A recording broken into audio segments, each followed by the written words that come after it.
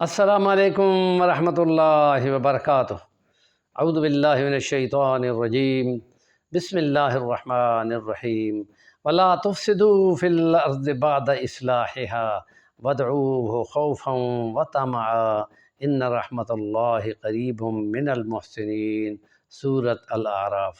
وقال اللہ تعالی فی مقام اخری تتجافى جنوبهم عن المضاجع يدعون ربهم خوفا وطمعا ومما رزقناهم ينفقون۔ وقال الله تعالى ربنا من تدخل النار فقد أخزيته وما للظالمين من انصار۔ صدق اللہ العظیم۔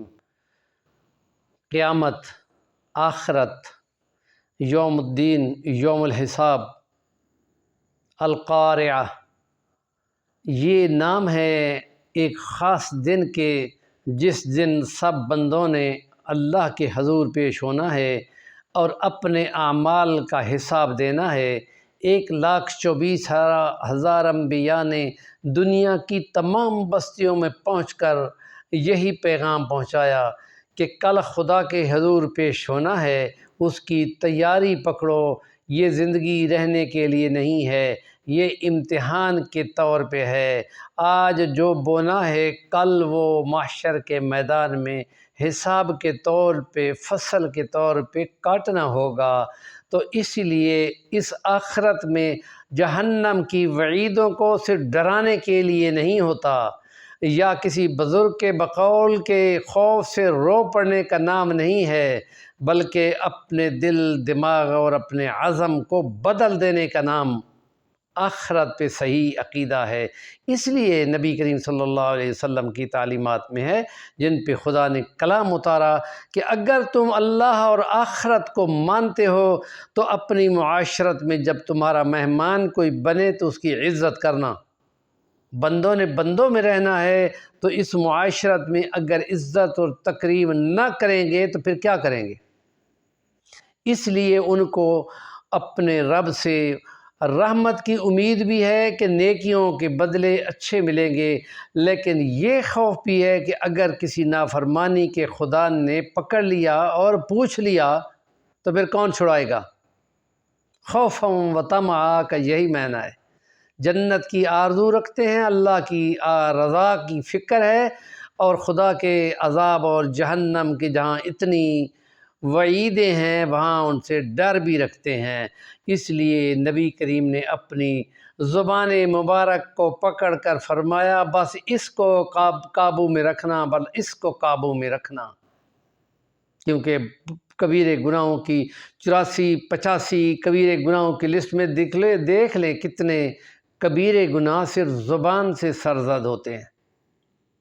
اس لیے حضرت علی میاں رحمۃ اللہ علیہ اپنی کتاب اسلامی ریاست میں اسلام کا نظام کے اندر وہ فرماتے ہیں کہ گناہ وہ دبیز پردے ہیں جو سورج کی روشنی کو اور ایمان کی تمازت اور گرمی کو دل تک نہیں آنے دیتے، جیسے بادل روشنی کو نہیں آنے دیتا۔ اس لیے گناہوں کے دبیز پردوں کو دل کی روشنیوں کو روکنے کا سبب نہیں بنانا چاہیے۔ اس کا طریقہ حضرت علی میاں نے اپنی کتاب دستور حیات، جس کا نام اصل میں دستور حیات ہے، وہ فرماتے ہیں کہنے کی باتیں، تو اس میں وہ فرماتے ہیں کہ روزانہ تھوڑا بہت قرآن مجید ضرور پڑھو کہ کل کے قرآن شکایت نہ کرے، اور قبرستان میں لازمی جایا کرو اور وہاں کی خاموشی کو، اور خاص طور پہ جنازوں میں شامل ہو، اور جس وقت کہ مٹھیاں ریت کی ڈالنی ہوتی ہیں تو وہاں اپنا یقین بناؤ کہ منہا خلقناکم وفیہا نعیدکم ومنہا نخرجکم تارۃ اخری۔ اس لیے فرمایا فیہا تحیون ومنہا تموتون وفیہا تموتون ومنہا نخرجون۔ آخر پہ ہم نے دوبارہ اس میں سے تم کو نکالنا ہے اور پھر اپنے سامنے کھڑا کرنا ہے، اور پھر حساب دینا ہوگا جو جو کیا تھا۔